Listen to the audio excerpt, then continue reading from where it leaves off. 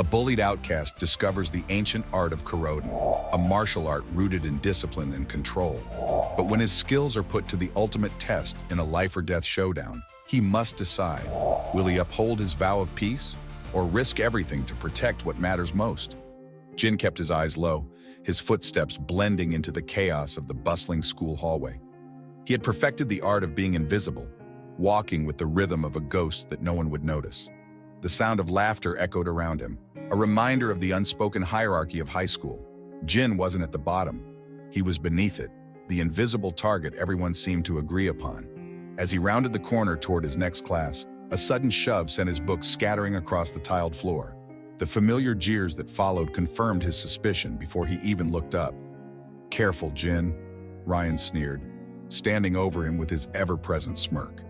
His entourage of followers laughed on cue, their voices sharp and mocking.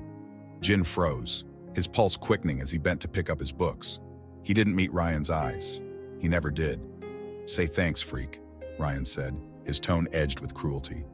Jin murmured something under his breath, the words barely audible. Ryan leaned closer, the challenge in his expression clear. Before Jin could respond, the school bell rang, breaking the tension. Ryan snorted in amusement, his victory cemented as he walked away with his gang in tow. The humiliation lingered as Jin entered the classroom. He tried to focus on the lesson, but his thoughts drifted, spiraling into a familiar cycle of frustration and helplessness. The day continued in its usual rhythm, whispers behind his back, the occasional cruel note stuffed into his locker, the omnipresent shadow of Ryan and his friends. By the time gym class arrived, Jin's nerves were frayed. He dreaded these sessions the most. While the other students reveled in the competition, he dreaded being singled out. Today was no different. The class was divided into teams for a game of dodgeball. Jin was the last to be picked, as always, his presence an afterthought. The game began and Jin's heart raced as he darted across the court, trying to stay out of the line of fire. The ball whizzed past him several times, each near miss met with exaggerated gasps from the spectators. Ryan, of course, made it his mission to target Jin. When the inevitable moment came, it wasn't just a simple throw. Ryan hurled the ball with all his strength, aiming not for points, but for humiliation. The ball struck Jin square in the chest, sending him sprawling to the ground. Laughter erupted around the gym, the sound deafening and inescapable. "Oops," Ryan said mockingly, raising his hands in fake apology. "Didn't see you there, Jin." Jin stayed on the floor for a moment, his face burning with embarrassment. He could feel everyone's eyes on him, their judgment palpable. Slowly, he got to his feet, brushing off his clothes without a word. His silence only fueled the laughter, as though his lack of retaliation confirmed his weakness. When the class ended, Jin slipped out of the gym as quickly as he could, his chest tight with anger and shame. He avoided the other students as he made his way home, the events of the day replaying in his mind. Each scene felt heavier than the last, the weight of his own helplessness suffocating. By the time he reached the small apartment he shared with his grandfather, Jin was emotionally drained. He let out a long breath as he stepped inside, the familiar scent of tea and incense offering a fragile sense of comfort. His grandfather looked up from the low wooden table, his wise eyes observing Jin's slumped posture without a word. Jin didn't need to explain. His grandfather understood. "Come," the old man said gently, gesturing toward the backyard. Jin nodded, the beginnings of something stirring within him. He wasn't sure if it was hope or anger, but for the first time that day, he felt like he could breathe again. The backyard of the small apartment was an unassuming space, bare earth, a single tree casting long shadows in the fading sunlight, and a sense of quiet that Jin found both comforting and oppressive. It was here, amidst this modest setting, that his grandfather had taught him the Kuroden, an ancient martial art rooted in discipline, control, and purpose. Jin stood barefoot on the cool ground, his posture tense and his mind clouded by the day's events. His grandfather, seated on a weathered stool nearby, watched him silently, his presence steady and calm. "Begin," the old man said, his voice a gentle command. Jin exhaled slowly and moved into the first form. His limbs flowed through the motions with precision. Though his energy was jagged, his frustration bleeding into each strike and step. The Kuroden demanded focus and clarity, but Jin's thoughts were elsewhere, on Ryan's mocking laughter, on the humiliation he'd endured, on the helplessness that clung to him like a shadow. "Your balance is off," his grandfather said after a moment. Jin paused, his hands still mid-motion, and turned to face him. "I'm trying," Jin muttered, his voice barely above a whisper. "Trying is not enough if your mind is clouded," his grandfather replied, his tone neither harsh nor forgiving. "The Kuroden is not about strength or speed. It is about understanding yourself, your enemy, and the moment. If anger drives you, you will lose before the fight even begins." Jin's gaze dropped to the ground. "But what if I can't just stay calm? What if they don't stop?" The old man studied him, his eyes sharp, yet compassionate. "You think they hold power over you because they are loud and cruel. But power is not in noise, Jin. It is in silence. It is in knowing when to act and when to endure." Jin clenched his fists, the words both a comfort and a challenge. "They don't stop," he said, his voice trembling. "No matter what I do, they don't stop." His grandfather rose slowly, his movements deliberate. He approached Jin and placed a hand on his shoulder, his grip firm yet reassuring. "They don't stop because they see no resistance," he said. "But resistance does not mean violence. It means strength. Strength in knowing who you are and what you will not become. The Kuroden is not a weapon for vengeance. It is a shield for protection. Remember this." Jin nodded, though the weight of his grandfather's words sat heavily on his chest. The old man stepped back and motioned for Jin to continue. "Again," he said. Jin moved through the forms once more, his motions slower now, more deliberate. His grandfather's words echoed in his mind, grounding him as the rhythmic flow of the Kuroden began to quiet his thoughts. For the first time that day, the tension in his body began to ease, replaced by a tentative calm. When he finally stopped, the sun had dipped below the horizon, leaving the backyard bathed in twilight. His grandfather nodded, satisfied. Jin didn't feel strong, but he felt something stir within him, a small spark of control, a glimmer of hope. "Rest now," his grandfather said, turning toward the house. Jin stood alone for a moment, gazing at the darkening sky. The silence around him felt different now, less oppressive and more like a shield. Tomorrow would come, and with it, the same challenges. But tonight Jin found solace in the quiet and the wisdom it carried. The next day arrived like every other, a blur of routine punctuated by the dread that followed Jin through the school halls. He moved cautiously, his head down and his steps deliberate, trying to make himself as unnoticeable as possible. Despite his efforts, the mocking voices of Ryan and his friends seemed to find him no matter where he went. By lunchtime, Jin's usual spot, a corner table in the cafeteria, tucked far away from the noise, felt like the only safe haven. He unpacked his lunch mechanically, his appetite dulled by the unease that had become a constant companion. But today, his solitude didn't last long. "Mind if I sit here?" a voice asked. Jin looked up, startled. Sarah stood in front of him, her tray balanced carefully in her hands. She wasn't smiling, but her expression was warm enough to soften her unexpected presence. Jin blinked, unsure of what to say. Sarah was one of the few people who had ever acknowledged him without mockery or pity. She wasn't part of Ryan's crowd, nor did she belong to any of the cliques that ruled the school. She was different. "Sure," Jin mumbled, his voice barely audible. Sarah sat down without hesitation, her movements casual yet purposeful. For a moment, neither of them spoke. Jin focused on his lunch, while Sarah seemed content to let the silence linger. Finally, she broke it. "Why do you let them treat you like that?" she asked, her tone straightforward but not unkind. Jin stiffened, the question cutting through him like a blade. He didn't look up, his hands tightening around his chopsticks. "It's easier if I don't fight back," he said after a pause. Sarah frowned. "Easier for who? Them?" Jin didn't answer. He didn't know how to explain the weight he carried, the fear that any resistance would only make things worse.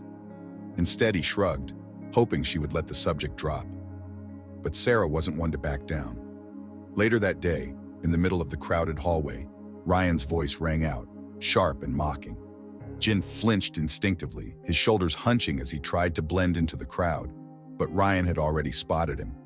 "Hey, Jin, don't hide, man. Come say hi," Ryan called, his voice dripping with fake friendliness. His friends laughed, their amusement echoing around the corridor. Jin froze, his feet rooted to the floor. He wanted to disappear, to melt into the walls and escape the inevitable humiliation. But before Ryan could close the distance, someone stepped between them. "What's your problem, Ryan?" Sarah's voice was clear and steady, cutting through the noise like a blade. The hallway fell silent as heads turned to watch the confrontation. Ryan raised an eyebrow, clearly taken aback. My problem? I don't have one. We're just having a little fun, right, Jin? He smirked, glancing over Sarah's shoulder at Jin, who remained motionless. Sarah didn't move. Funny, it doesn't look like he's having fun. Maybe you should leave him alone. A ripple of murmurs spread through the crowd. Ryan's smirk faltered, replaced by a flicker of annoyance. What's it to you? He doesn't need a babysitter. Maybe not, Sarah shot back. But someone needs to tell you to grow up. Ryan's face darkened, his usual confidence shaken by Sarah's boldness. For a moment, it seemed as though he might back down, but then he glanced at his friends and squared his shoulders. He couldn't afford to lose face. You're making a mistake, he said, his voice low and threatening. But Sarah didn't waver. She stood her ground, her gaze unwavering. Ryan scoffed and turned away, motioning for his friends to follow. Whatever, let's go. As the group disappeared down the hall, the tension in the air dissipated, replaced by a quiet murmur of surprise and admiration. Sarah turned to Jin, her expression softening. You don't have to let them win, she said simply before walking away, leaving Jin standing in stunned silence. For the first time in what felt like forever, Jin felt something other than fear. It was small, barely more than a spark, but it was there. Hope. The forest trail was quiet except for the crunch of footsteps and the occasional rustle of leaves in the breeze. The school excursion had brought the class to the edge of a sprawling park, its winding paths a brief escape from the oppressive walls of school. Jin stayed near the back of the group, his head down as usual, hoping the teacher's presence would deter Ryan and his gang. It didn't. Ryan had been watching Jin all morning, a predator circling its prey. When the group stopped for lunch at a clearing, Ryan saw his opportunity. With a quick nod to his friends, he orchestrated their plan, steering Jin and Sarah away from the group and into a narrow, secluded trail. Jin noticed too late that the teachers were out of sight, their voices fading into the distance. Where do you think you're going? Ryan said, stepping in front of Jin and Sarah, cutting off their path. His gang fanned out behind him, their faces twisted with smug anticipation. Just leave us alone, Sarah said, her voice firm but tinged with irritation. She moved slightly in front of Jin, her protective stance drawing a mocking laugh from Ryan. Look at this, Ryan sneered. The damsel saving the weakling. It's almost cute. Jin felt the familiar wave of dread rise in his chest. His grandfather's words echoed in his mind. Strength and silence. Resist the anger. Protect, don't harm. But the weight of his helplessness grew heavier with every second, every taunt. Ryan shoved Jin lightly, testing him. Come on, Jin. Show us what you've got. Oh, wait. You don't have anything, do you? Jin stumbled but didn't react. He clenched his fists, his nails biting into his palms as he forced himself to stay still. The Kuradan wasn't for fighting. It wasn't for revenge. But then Ryan turned to Sarah. You shouldn't be sticking up for losers, he said, his voice dripping with condescension. He reached out, grabbing her arm. Might make people think you're one of them. Let go of her! The words burst out of Jin before he could stop them. His voice was louder than he'd ever heard it, shaking with a mix of fear and resolve.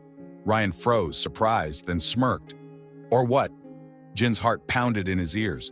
The Kurodan forms flashed through his mind, defensive, precise, unyielding. He stepped forward, his movements instinctive, controlled. Ryan lunged at him, but Jin sidestepped with practiced ease, his hand deflecting Ryan's arm and sending him off balance. For a moment, the clearing was silent, the air heavy with shock. Ryan recovered quickly, anger flashing in his eyes. He charged again, but Jin didn't flinch. He used the energy of Ryan's momentum, twisting and redirecting it with a fluid motion that left Ryan stumbling backward. Ryan's gang hesitated, their confidence shaken. They hadn't expected this. Jin didn't press the advantage. He didn't attack, didn't escalate. He simply stood his ground, his stance firm but calm. Let's go, Ryan muttered, his voice tight with embarrassment. His friends followed, their earlier bravado replaced by unease. As they disappeared down the trail, Sarah turned to Jin, her eyes wide with a mixture of gratitude and astonishment. How did you? Jin shook his head, his gaze distant. I didn't want to fight, he said quietly. But as they made their way back to the group, Jin couldn't shake the feeling that something had shifted, not just in Ryan, but in himself. The days following the incident in the park felt different. Jin could feel the shift every time he walked through the halls of the school. The stares from his classmates lingered a little longer, and the whispers grew more frequent. For once, Jin wasn't invisible, but it wasn't the kind of attention he wanted. Ryan was nowhere to be seen the day after the trip, and Jin had hoped, briefly, that the encounter had scared him off. That hope dissolved the moment Ryan returned, more vengeful than ever. It started small, a shoulder check in the hallway, a deliberate bump that sent Jin's books scattering. But now Ryan's actions carried a sharper edge, a desperation to reassert dominance. Jin could feel the mounting tension every time their paths crossed, like a storm brewing just beyond the horizon. By midweek, Sarah became the newest target of Ryan's frustration. Jin watched, helpless, as Ryan's gang cornered her in the cafeteria one afternoon. He sat frozen at his usual spot, his pulse racing as he weighed his options. Ryan wasn't just cruel. He was escalating, testing boundaries to see how far he could go. Sarah, to her credit, held her ground. She stared Ryan down with defiance, her sharp words cutting through his taunts. But Jin could see the strain in her eyes, the effort it took to stand firm. His fists clenched under the table and his chest tightened with the now familiar pull of conflict. When Ryan finally walked away, laughing with his friends, Jin approached Sarah, guilt etched across his face. "I'm sorry," he said quietly. "I should have done something." Sarah turned to him, her expression softening despite the frustration evident in her voice. "You don't have to apologize, Jin. It's not your fault he's like that." "But you're in this because of me," Jin insisted. The words felt heavy like stones in his throat. Sarah sighed, her determination unshaken. "I chose to stand up to him, and I'd do it again. But..." She hesitated, searching his face. "You shouldn't let him win, not like this." Jin didn't respond. He couldn't. Her words mirrored the turmoil in his own mind. His grandfather's teachings emphasized patience, restraint, and purpose. But Jin felt like he was reaching a breaking point. Was it truly strength to endure, or was it cowardice to do nothing? That evening, Jin trained harder than ever. His movements were sharp, almost reckless, as he pushed his body to its limits in the backyard. The air was thick with tension, and each strike, each motion, carried the weight of his frustration. His grandfather watched from the doorway, his presence steady but silent. He waited until Jin paused, panting and drenched in sweat before stepping forward. "You are not training for discipline," the old man said, his voice calm but firm. "You are training for vengeance." Jin's shoulders tensed, but he didn't turn to face his grandfather. "I don't know what else to do," he admitted, his voice barely above a whisper. "I can't just stand by anymore." "You feel powerless," his grandfather said, his tone gentle. "But power does not come from anger. It comes from understanding, from clarity. You must decide what kind of man you want to be." Jin closed his eyes, his grandfather's words both comforting and agonizing. He knew the old man was right, but the anger burning inside him refused to be quieted. As the night deepened, Jin remained in the backyard, his mind churning with the weight of his choices. He couldn't let Ryan continue to hurt Sarah, or himself, but he also couldn't ignore the teachings that had been ingrained in him for so long. The next morning, a folded piece of paper slipped out of Jin's locker. It was a note, written in messy scrawl. "You can't hide forever. Tonight, Field, come alone." Jin's stomach twisted as he read the words. He knew what it meant, knew what Ryan wanted. The confrontation he had tried so hard to avoid was no longer a distant possibility. It was a certainty. And Jin would have to choose between the path of restraint or the path of action. The evening air was cool and heavy with anticipation as Jin approached the school's football field. The floodlights cast long, eerie shadows across the grass, creating an arena-like atmosphere that made the place feel more ominous than familiar. Clutched in his hand was the crumpled note Ryan had left in his locker. His chest felt tight, every step weighed down by uncertainty and dread. Jin had tried to avoid this moment, to follow his grandfather's teachings and walk away from the path of violence. But the thought of Sarah, of the possibility that she might be hurt because of him, left him with no choice. He wouldn't let her suffer for his silence. From the edge of the field, he spotted them. Ryan stood at the center of the pitch, his hands shoved in his jacket pockets, his gang scattered around him like vultures. And there, sitting on the cold metal bleachers, was Sarah. Her hands were tied in front of her, though she didn't appear harmed. Her eyes met Jin's, wide with worry. "Jin," she called out, her voice trembling but determined.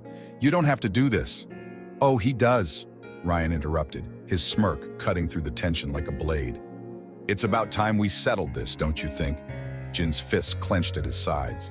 "Let her go," he said, his voice steadier than he felt. "This is between us."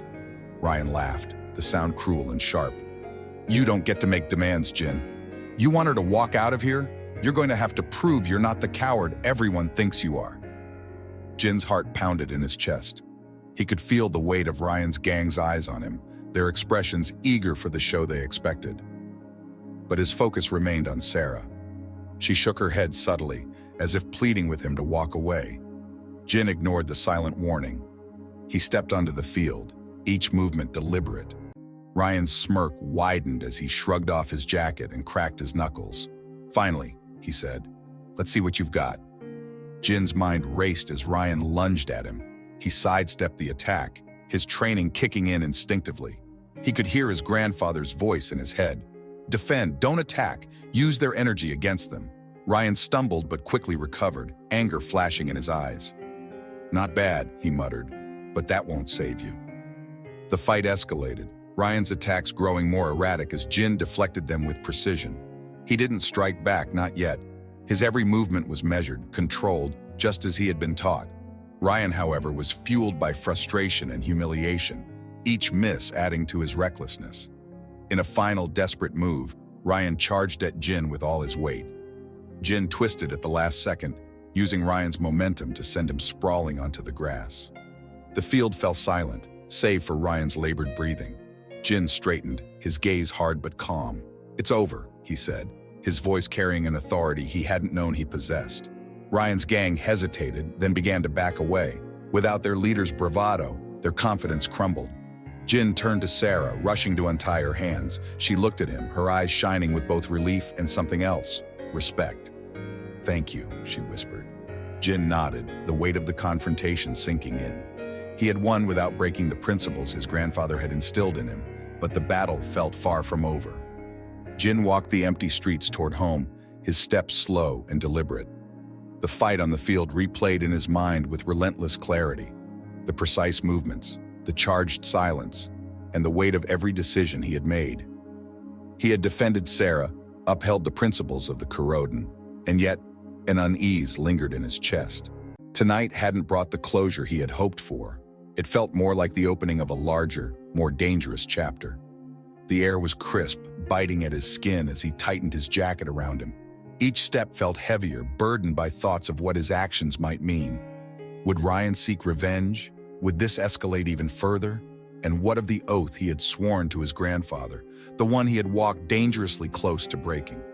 As Jin reached the apartment, he saw his grandfather waiting for him on the porch, his silhouette framed by the soft glow of the lantern hanging above the door.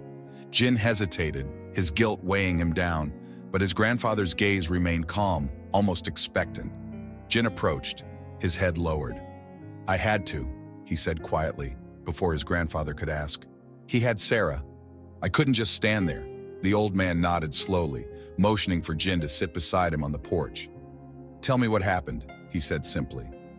Jin recounted the events of the evening, his voice steady but his emotions raw. He described Ryan's taunts, Sarah's courage, and the fight that had unfolded on the field. His grandfather listened without interruption, his expression unreadable. When Jin finished, the silence stretched between them, heavy with unspoken truths. "You acted to protect someone," his grandfather said finally. "That is not wrong. But tell me, Jin, did you act out of anger or out of purpose?" Jin's brow furrowed as he considered the question. His instincts told him to say it was purpose, that he had only wanted to keep Sarah safe. But the memory of Ryan's taunts, the heat that had risen in his chest, and the satisfaction of disarming him lingered in his mind. "I don't know," Jin admitted, his voice barely above a whisper. Maybe both." His grandfather sighed, his gaze shifting to the darkened horizon. "The path of the Kuroden is not easy. It asks more of the heart than of the body. To protect without hate, to act without vengeance, that is the true challenge." Jin nodded slowly, the words sinking in. He wanted to believe he could walk that path, but the weight of his emotions made it feel impossibly narrow. As the night deepened, Jin's grandfather stood, placing a steady hand on his shoulder. "Rest," he said. "Clarity comes with time, not haste." Jin watched him disappear inside, leaving him alone with his thoughts. The cool night air felt heavier now, pressing against him as he gazed up at the stars. He knew the storm wasn't over. Ryan wouldn't let this go, and neither would Jin. The football field was shrouded in darkness when Jin arrived, the floodlights casting sharp beams across the grass. The silence was oppressive, broken only by the faint hum of the lights overhead. He scanned the field, his body tense, every nerve on edge. He knew Ryan would be here. He could feel it, and he wasn't wrong. Ryan stepped out of the shadows, flanked by two of his most loyal followers. His face bore a smug, almost triumphant expression, but Jin noticed the flicker of unease in his eyes. The humiliation from their last encounter lingered, fueling Ryan's determination to reclaim his dominance. "You came," Ryan said, his voice dripping with mock admiration. "Didn't think you had it in you." Jin didn't respond. His focus was razor sharp, his breathing steady. He wasn't here to exchange words. He was here to end this one way or another. Ryan gestured to his friends and they moved to circle Jin. The three of them closed in, their confidence bolstered by their numbers. But Jin remained calm, his grandfather's teachings grounding him. Do not fear, do not hate, act with purpose. The first strike came from Ryan, a wild punch aimed at Jin's face. Jin sidestepped easily, his movements precise and fluid. He caught Ryan's wrist mid-swing, twisting it just enough to send a sharp jolt of pain through his arm without causing lasting harm. Ryan growled in frustration, pulling back. The other two lunged simultaneously. Jin ducked, his movements a seamless blend of defense and redirection.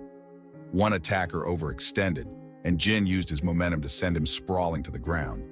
The other managed to graze Jin's shoulder, but before he could follow up, Jin pivoted and deflected the blow, his elbow pressing into the attacker's arm, forcing him to retreat.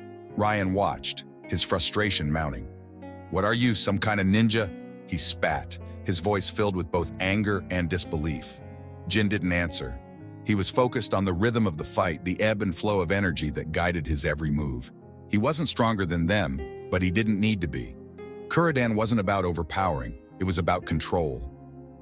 Ryan charged again, this time more recklessly, his anger clouding his judgment. Jin stepped aside, using Ryan's momentum to trip him. Ryan hit the ground hard, the impact knocking the wind out of him. Jin stepped back, giving him space to rise. "Stay down," Jin said, his voice calm but firm. But Ryan wasn't ready to concede. He scrambled to his feet, his movements slower now, his confidence faltering. His friends hesitated, glancing at each other, unsure whether to press on. They were beginning to see what Ryan wouldn't admit. Jin wasn't the weakling they thought he was. Ryan threw another punch, slower this time. Jin caught it, his grip firm but not cruel. He locked eyes with Ryan, his gaze steady and unyielding. "This isn't strength," Jin said quietly.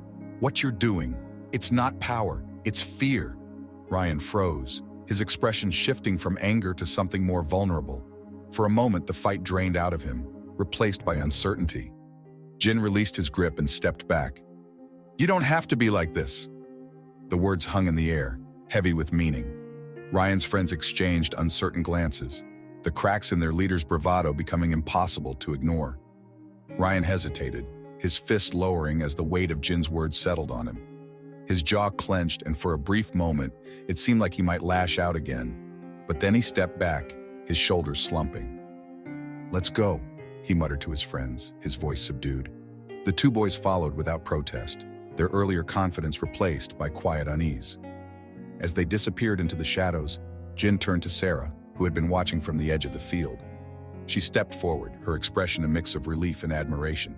"You didn't have to let him walk away," she said softly. Jin shook his head. "Yes, I did. Winning doesn't mean hurting someone. It means stopping the fight." Sarah smiled faintly, the tension in her shoulders easing. "You're stronger than you think, Jin." Jin nodded, though he didn't feel strong. He felt tired. The adrenaline was fading, leaving behind a strange sense of calm. He looked up at the empty field, the floodlights casting long shadows across the grass. For the first time in a long while, the darkness didn't feel threatening. As he and Sarah walked away together, Jin couldn't shake the feeling that tonight wasn't just an ending, it was a beginning. The fight might be over, but the lessons it carried would stay with him. The next day, the school hallways buzzed with quiet murmurs. Rumors of what had happened on the football field spread like wildfire, though the details were exaggerated and distorted with every retelling. Jin walked to his locker, his steps measured, his gaze forward. For the first time in a long while, he didn't feel invisible. Eyes followed him, not with mockery, but with a mixture of curiosity and something else: respect. Ryan was nowhere to be seen, and his absence felt like an unspoken acknowledgement of defeat. Jin opened his locker, lost in thought, when a quiet voice pulled him back to the moment. "Hey." He turned to see Ryan standing a few feet away, his hands shoved into his pockets. The once confident smirk was gone, replaced by a guarded expression Jin couldn't quite read. The hall seemed to grow quieter, the surrounding students watching from the corners of their eyes. "What do you want?" Jin asked, his voice calm but firm. Ryan shifted uncomfortably, glancing around before finally meeting Jin's gaze. I wanted to say I was wrong." The words came out haltingly, as though they were unfamiliar to him. "About a lot of things." Jin studied him for a moment, searching for any trace of mockery or insincerity. But Ryan's posture was tense, his expression genuine. Jin took a breath, his grandfather's teachings echoing in his mind. Compassion is not weakness. It is the strength to break the cycle. "You don't owe me anything," Jin said finally. "But if you mean it, then prove it. Not to me, to yourself." Ryan's jaw tightened, but he nodded, the weight of the words sinking in. "I'll try," he muttered, before turning and walking away. The onlookers quickly dispersed, as though unwilling to linger in the aftermath of the moment. Jin watched him go, a strange sense of relief settling over him. He didn't expect Ryan to change overnight, but this was a beginning, one that might not have happened if Jin had chosen revenge instead of restraint. Later, during lunch, Sarah found Jin at their usual spot. She slid her tray onto the table and sat across from him, her smile warm and genuine. "He actually apologized?" she asked, her tone tinged with disbelief. Jin nodded. "Yeah, I didn't think he would." "Well," Sarah said, leaning back, "you showed him something he didn't expect, something most people wouldn't have." "What's that?" Jin asked. "Grace," Sarah replied. "You had every reason to fight back, to hurt him the way he's hurt others. But you didn't. That's real strength." Jin considered her words, a quiet sense of pride blooming in his chest. He hadn't just won a fight, he'd broken a cycle. And in doing so, he'd found a part of himself he didn't know was there. The day felt lighter, the hallways less daunting. For the first time, Jin didn't feel like a shadow. He felt like someone who could stand in the light. The days that followed carried a quiet but undeniable shift. Jin walked the halls of the school with a newfound sense of calm, the oppressive weight that had once accompanied him now noticeably lighter. Ryan's presence had diminished, his usual entourage scattering in the wake of the confrontation. Though there were still stares and whispers, they no longer felt like daggers. Instead, they were curious, even cautious. Sarah remained at his side, her unwavering support a constant that Jin hadn't realized he needed until now. Their bond had grown, forged in the fires of adversity, and the moments they shared carried an ease that Jin hadn't experienced with anyone else. "I think they're scared of you now," Sarah teased one afternoon as they walked through the courtyard. She nudged his arm playfully. The great and powerful Jin. Jin shook his head, a faint smile tugging at his lips. "I don't want them to be scared. That's not the point." Sarah's expression softened. "I know. And I think deep down they're starting to see that too." At home, Jin's grandfather sat cross-legged on the floor, a serene expression on his face as he watched Jin practice. The movements of the Kuridan flowed smoothly now, each strike and stance imbued with purpose and clarity. Jin had spent years learning the forms, but for the first time, he felt like he truly understood them. When he finished, his grandfather gave a small nod of approval. "You have found balance," he said, "but the path does not end here." Jin lowered his arms, tilting his head in question. "What do you mean?" The old man's gaze turned distant, his voice carrying the weight of experience. "The Kuridan is not only a shield, but a path to understanding yourself and the world around you. You have faced one challenge, but there will be others, more complex, more dangerous. The choices you've made are only the beginning." Jin frowned, the words unsettling in their vagueness. "Are you saying there's more I need to learn?" His grandfather nodded. Always. Growth is a journey, not a destination. That night, as Jin prepared for bed, his phone buzzed on the nightstand. A message lit up the screen, the sender unknown. The Kuroden is only the first step. Are you ready to face what comes next? Jin stared at the message, his heart racing. The words were cryptic, but they sent a chill through him. Who had sent it, and how did they know about the Kuroden? A part of him wanted to dismiss it as a prank, but another part, the part that had spent years immersed in the teachings of his grandfather, knew better. This wasn't over. The confrontation with Ryan had been a battle, but the war was far from finished. As Jin lay in bed staring at the darkened ceiling, he felt a sense of resolve settle over him. Whatever lay ahead, he would face it. The shadows of his past no longer defined him. For the first time, he was ready to embrace the unknown. The story of Jin teaches us that true strength lies not in overpowering others, but in mastering ourselves. Faced with relentless cruelty and impossible choices, Jin learned to confront fear with courage and anger with discipline, showing that compassion can be a powerful force for change. But what about you? In a world where standing up for what's right often comes at a cost, how would you have acted in Jin's shoes? Would you choose peace, or would you let anger take control? Click on the video on the screen now to continue this journey of self-discovery and uncover more lessons that can shape your own story. Don't forget to subscribe for more inspiring tales like this, and join us as we explore the strength within us all. See you in the next chapter.